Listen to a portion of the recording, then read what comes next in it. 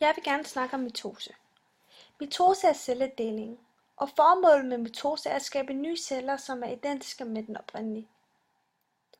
Mitose har 4 faser. Og først så fordobles arvemassen inde i cellekernen. Herefter samler de sig i kromosomer, og et kromosom det består af 2 kromatider.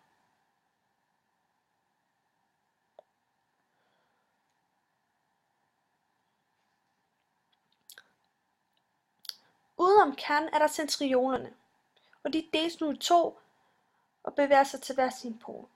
Ud fra centrionerne der vokser tendtrådene, som også blev kaldt proteintråd. Nu oplyses cellekernmembranen, som er lokaliseret omkring kromosomerne. En tendtråd for hver centriole fastgør sig til hver kromatid i kromosomet.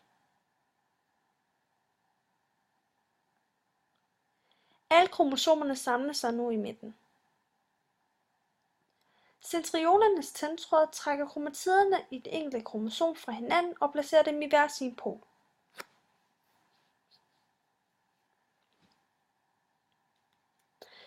Nu dannes der så en ny cellekernmembran omkring hver gruppe af kromatiderne, som er blevet trukket fra hinanden.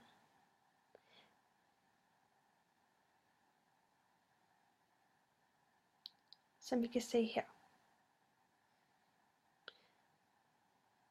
Og nu der deler hele cellen sig så i 2. Og formålet med mitose var at skabe nye celler, som er identiske med den oprindelige. Det vil sige, at den skal have samme arvemateriale og samme antal kromosomer.